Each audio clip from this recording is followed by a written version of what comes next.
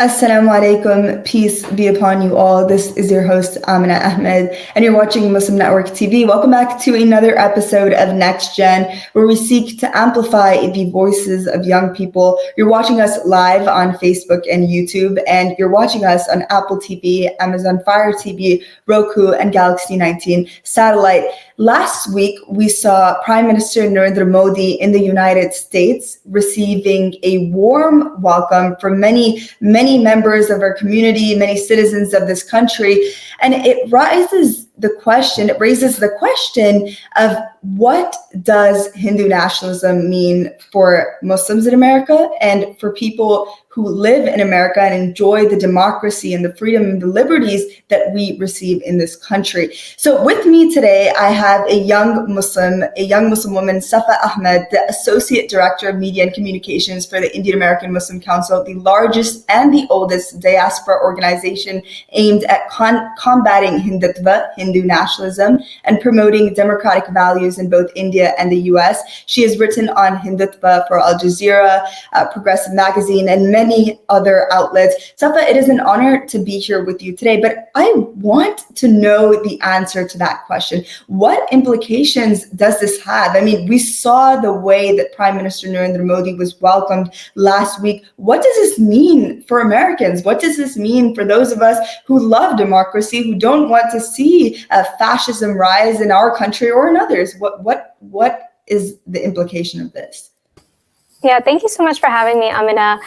To your question, Prime Minister Narendra Modi is essentially a figurehead for the Hindu nationalist movement, as you mentioned, also referred to as Hindu supremacy. And just for the uninitiated, Hindu supremacy, we use that term very deliberately because Hindu nationalism is, in essence, a Hindu supremacist movement that holds that India should not be a secular democracy, and it should not pay any attention to the rights of religious minorities and instead be an ethno-state for Hindus, similar to the way Nazi Germany and other European fascist movements framed themselves as being aimed at creating ethno-states for a particular race or religious group. And so the implications, go ahead. So the implications of what's happening in India really does have a ripple effect on what happens to the Indian American diaspora and by extension to Indian American Muslims, but also to Muslims as a whole. So Hindu supremacy often allies very closely with movements such as white supremacy and Zionism. And the reason is because not only are they aimed at platforming the supremacy of one group over others, it's that they share this common goal of eradicating minorities who very much so happen to be Muslim in their respective countries. So you'll look at rhetoric of white supremacy where there are claims that Muslims are invaders, they're terrorists, etc. You know, all the tired stereotypes. Hindutva relies on the exact same stereotypes and tropes to say that Muslims do not belong in India, that Muslims are the descendants of invaders, that Muslims have never contributed anything to India, that Muslims are inherently violent, etc., etc. And so you see Hindu supremacist propaganda really making the rounds in white supremacist spaces in the United States. And you mentioned, like, what are the consequences for American democracy? I think a lot of people are under the impression that Hindu supremacy only impacts Muslims in India or minorities in India. And the reality is that Hindu supremacy has been impacting Muslims and particularly Indian American Muslims for a very, very long time. And that's kind of why IMC, our organization, put forth this survey earlier in the spring to take a look at how Hindu supremacy impacts Indian American Muslims and gauge the way that they're feeling isolated, targeted, harassed, et cetera, et cetera. These are issues that have been kind of in the quiet for a bit too long now, but we're seeing with the welcome that Modi received, and we're seeing with the way American politicians are increasingly beginning to call out India and its role in repressing American citizens and its role in amplifying certain supremacist ideals, that this problem is coming more and more out into the open. Sure. And you're talking about this survey, and it shows how this impacts Indian Muslims. How have Indian Muslims responded to this? How have Indian Muslims responded to the rise of Hindutva, not only in their home country, where they perhaps some of their family have to face that back home, but also in America? What does that look like? What does that response look like? Sure. So this survey, as I mentioned, was conducted earlier this year. And we did a survey of our community. So generally speaking, this was not a random sample.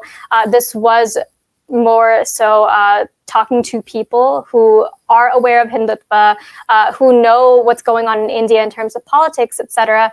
But the findings are pretty alarming. And from that, we gather that there are a non-insignificant number of Indian American Muslims who face discrimination from their Hindu colleagues who might happen to hold Hindu supremacist values or beliefs.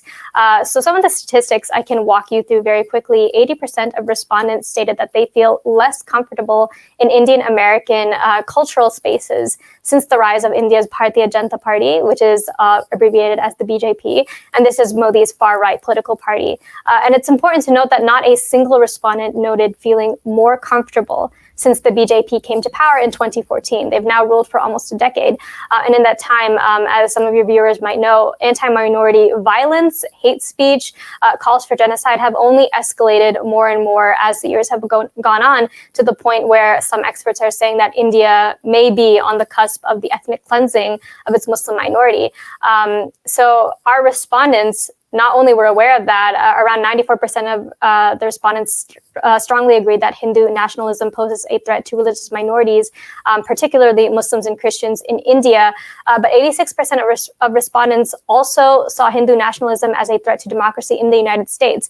And they cited very particular reasons why. So they said that Hindu nationalist ideology does tend to rear its head in US politics, in academia. And I can give more concrete examples of that later on.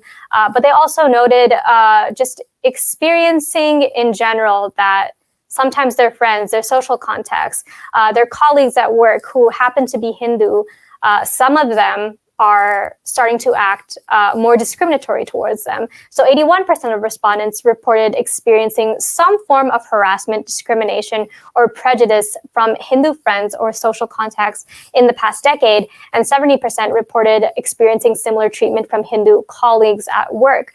And this type of experience ranged from social exclusion to direct harassment.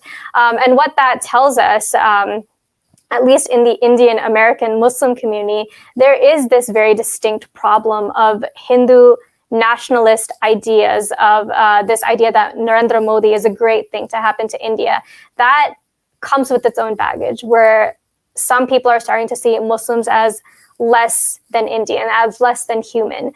And if you talk to, our parents' generation, the immigrant generation, who came to this country after spending decades in India, a lot of them will echo the same thing. Anecdotally, they'll say things like, we used to have a lot of Hindu friends. We used to enjoy holidays together. It wasn't a big deal to interact in each other's social circles. And the fact that there are so many people noticing, hey, there's something a little bit off about these same people who we grew up with. There's something off about the Indian American social and cultural spaces in general is alarming. And so we at IAMC are using the survey as a chance to take forward the conversation about Hindu nationalism in the United States, or Hindu supremacy, and talk about what are the material implications of this supremacist ideology spreading amongst a minority community and attacking another minority community. And this is one more thing I'll add, is that this survey is the first of its kind, but it certainly will not be the last. This is the beginning of a longer conversation. There absolutely needs to be more research done into the way Hindu supremacy impacts Indian American Muslims. And to that point, there needs to be a lot more awareness within the Muslim community. This needs to be a wake-up call for the broader Muslim community, not just the Indian American Muslims, but the Arab Muslims, the African Muslims, Asian Muslims, all across the spectrum of Muslim identity, Hindu supremacy doesn't discriminate, no matter what type of Muslim you are. It hates Muslims equally, unfortunately, and that's why it is so important for us as a community to be aware of it and its dangers. So thank you so much, Safa, for sharing your experience and your understanding of what it means to be an Indian Muslim in America and abroad, dealing with the rise of Hindu nationalism, the rise of Hindutva.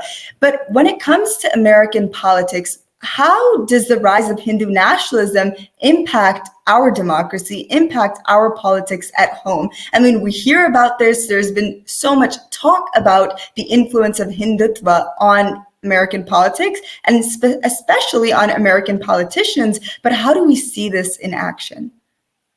Sure. So I talked a little bit about Hindu supremacy or Hindu nationalism and its kind of roots in this World War II era ideologies of fascism. And so you see this playing out in American politics in the form of allying with other supremacist groups or other groups that are rooted in the same type of fascist ideology or love for fascism, such as Zionism, such as white supremacy. And often you'll notice that the way that Hindu supremacists bond with these people is by professing their shared hatred of Muslims and their hatred of Islam, this view of Islam as this cancer upon the earth that needs to be eradicated. And they're quite explicit about that. And so how this plays out materially is that you'll often see Hindu supremacists acting upon those alliances in ways that also benefit white supremacists. So in some ways, yes, they will carry water for the BJP. At home, they will lobby on behalf of BJP adjacent or BJP ideologically adjacent politics. They will ask the US government or the American people not to care about Indian issues that impact minorities, such as the Citizenship Amendment Act, which was a discriminatory law that was passed in India that was aimed at stripping citizenship from Muslims en masse. And there are lobby groups and Hindu supremacist groups in the United States who are actively working to, cut all criticism of those acts. But even more broadly speaking, as I mentioned, they do tend to collaborate with white supremacists and Zionists on issues that those two other movements care deeply about. So we have seen a lot of Hindu supremacists in India and in the US carrying water for Israel or manufacturing consent for the genocide of Palestinians. You'll also see that white supremacist causes such as affirmative action and wanting to overturn that were very enthusiastically picked up by certain members of Hindu supremacist groups in the United States. And they would talk about things like how, we want admissions based on merit, et cetera, talking about things like critical race theory and kind of editing that to fit their own ideology, such as through the form of this, what they call critical caste theory, and demanding that not be taught in schools, demanding that the history of caste oppression and caste-based discrimination not be taught in schools. In California, that was a big example of one time where Hindu supremacist groups attempted to cut mention of caste from school textbooks in California. And these battles continue to play out across the United States. You'll see Hindu supremacists who were very vehemently opposed to legislation in California that would protect caste-oppressed communities from caste-based discrimination in Silicon Valley. So throughout California, in Seattle, and then there's the discrimination of Muslims, the attempt to smear Muslim politicians like Ilhan Omar and Rashida Tlaib. You'll see these concentrated attempts to smear Muslim advocacy groups such as CARE and Indian American Muslim Council as these terror-affiliated groups. And this is a slander and a smear as old as, 9/11 itself. These are very tired tropes, but they whip them out repeatedly. They will talk about Indian Muslims and tie it to white supremacist and Zionist ideas of what this Muslim terrorist figure is like, and they will say things like Muslims are ethnically cleansing Hindus, et cetera, et cetera. They will say things like Hindus are in danger in India because of Muslims, again, calling upon this idea of the fragile dominant group that is threatened by this tiny minority. It never holds water or never holds up to scrutiny. But these groups depend on these mythologies of what is this scary Muslim person going to do to our amazing, glorious group, amazing, glorious history, you know? And so we see these collaborations. One I can very definitively point to is that Hindu supremacist groups in the United States, specifically the Vishwa Hindu Parishad of America, which is the American wing of an active Hindu militant group in the United States. And when I say Hindu militant group, I do mean they are actively carrying out anti-Muslim violence in India. And their members have been implicated in countless massacres, in mob lynchings, in cow vigilantism, etc. So their American wing has worked with groups like the Middle East Forum. And anyone who is even marginally aware of how Islamophobia and the Islamophobia industry works will know that the Middle East Forum makes its money off of demonizing Muslims. And you have figures like Robert Spencer, who is a very prominent Islamophobe who had a very active audience once, particularly after 9/11, who is now trying to rekindle his following and his popularity by reaching out to an Indian audience, appealing to them, saying the things that they want to hear, demonizing Muslims in a way that they can relate to. So these supremacist movements are all deeply interconnected. And I want to dig a little bit deeper into how they're playing out in American politics. Yes, lobbying against civil rights protections and demonizing Muslim civil rights groups is a big one. But there's also this concerted effort to appeal to the American right wing, politically speaking. So Steve Bannon, everyone knows who Steve Bannon is, was the co-chair of the Republican Hindu Coalition, I believe.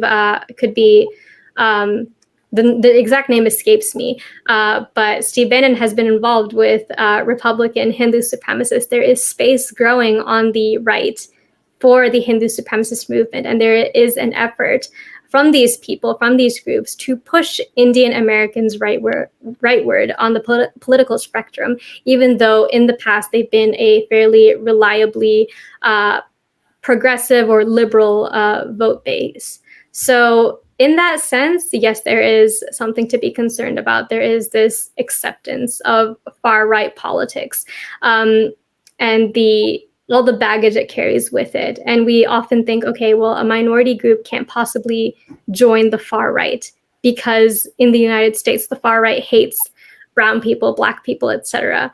But what we see more and more these days is the rise of a multiracial far right that is using diversity to create power in the United States. And Hindu supremacy plays a big role in that.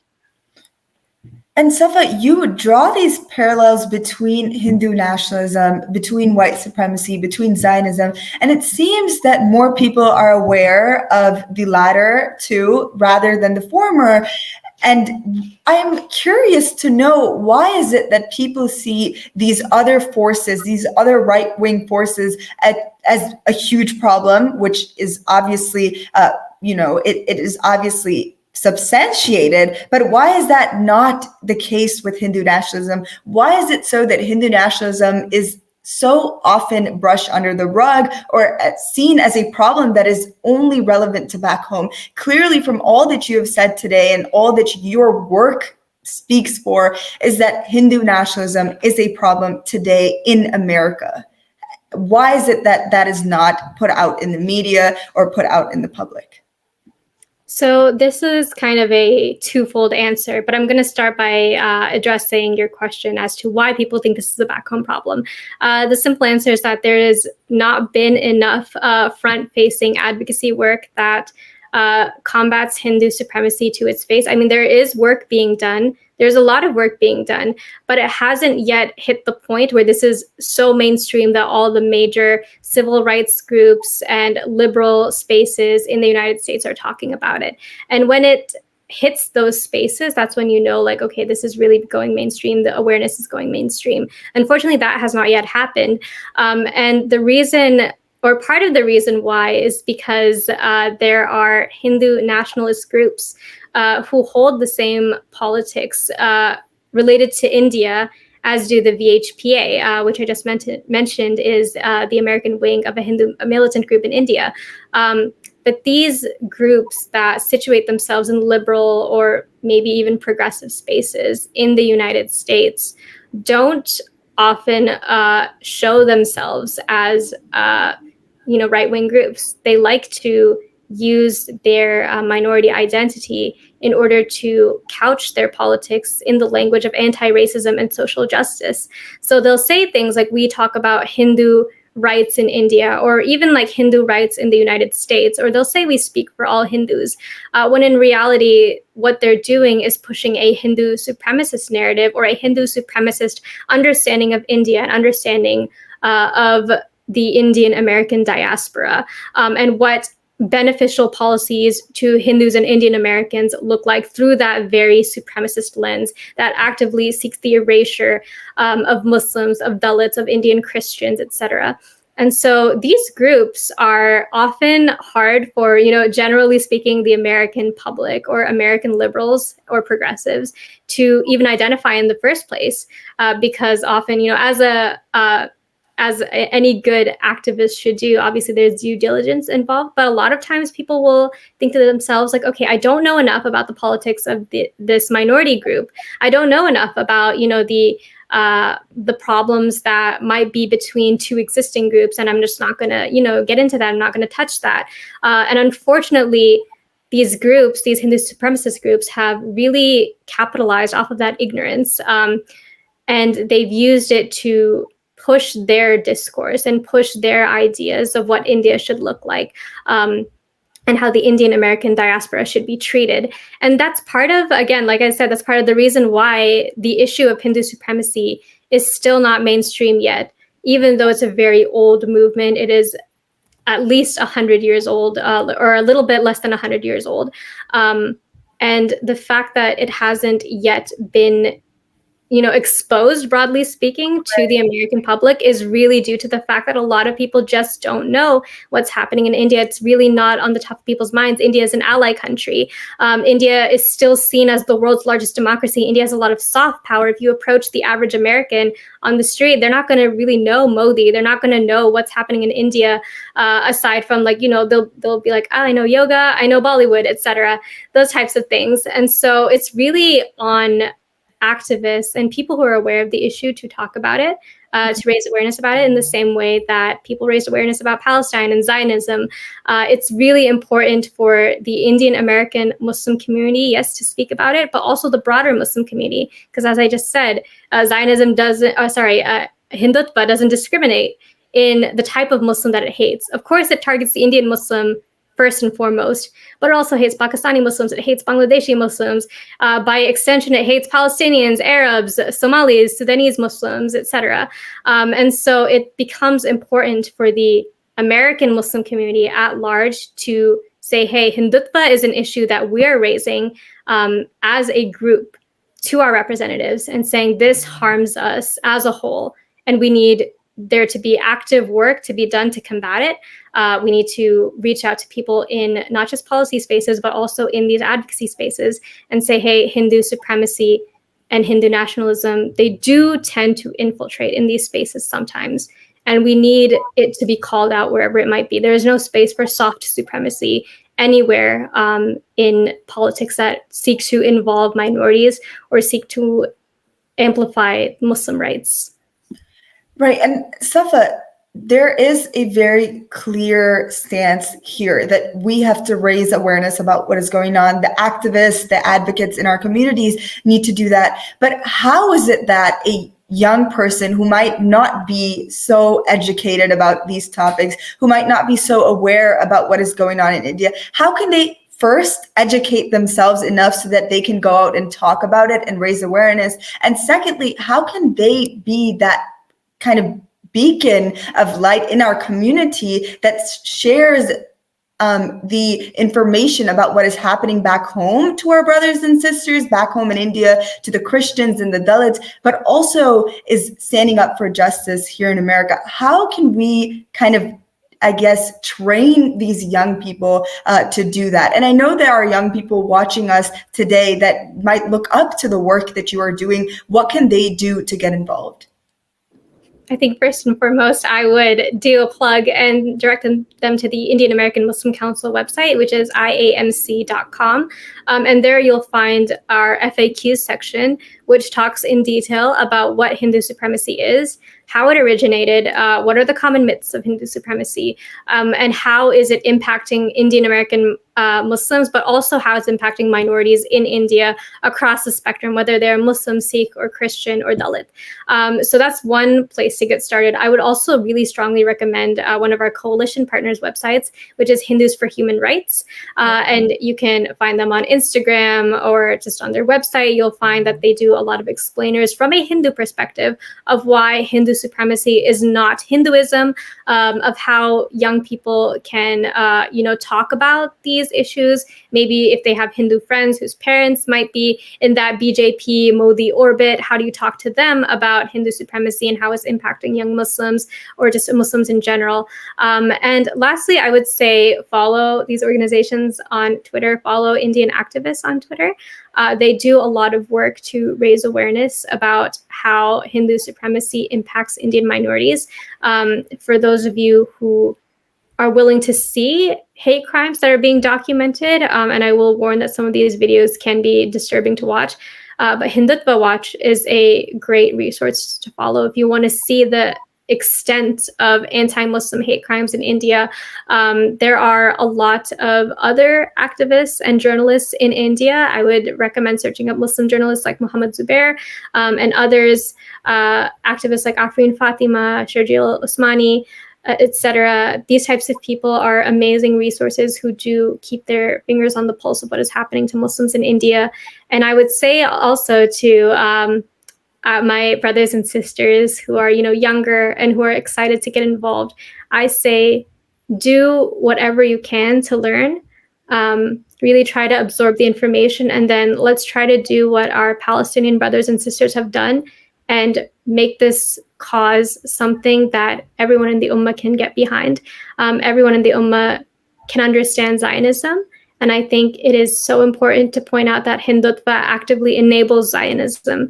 And it is an equal, don't want to compare threats, but it is very extremely important for us to identify these threats so that we can say as one voice that these problems, these Muslims who are suffering, they're all worthy of attention. These are causes that Indian Muslims need to bring forward first. So that's where I would bring my call to action, is for young Indian American Muslims to really do your research, really understand the issue. If there are myths that you come across, if there are Hindu supremacist propaganda talking points, I would say check them against the IMC website or the Hindus for Human Rights websites. There is a lot of information out there actively combating it. South Asia Scholar Activist Collective is another really good one, where they have a Hindutva harassment field manual, where it talks about the myths of Hindu supremacy and what do you do if you've been harassed by Hindu supremacists, whether that's on campus or in an activism setting. So just overall, the call here is for young Muslims to be educated, and from there to talk about it, post about it, say whatever you have to say about it. Because one thing I will say, the BJP propaganda machine never sleeps. And so the only combat to a whole pile of lies is the truth. And that is exactly what we have on our side here. Safa, you are truly an inspiration for the next generation, for this generation. Honestly, the work that you are doing with so much determination and passion is inspiring, truly inspiring. Thank you for being on our show. Thank you for the work that you are doing for Indian Muslims in America and for Indian Muslims back home. You are phenomenal. Thank you so much, and likewise. Thank you, Safa. It was such an honor to have you on our show. And thank you to our viewers for tuning in to Next Gen. You're watching us on Muslim Network TV, Galaxy 19 Satellite, Roku, and Facebook and YouTube Live. Assalamu alaikum. Peace be upon you all.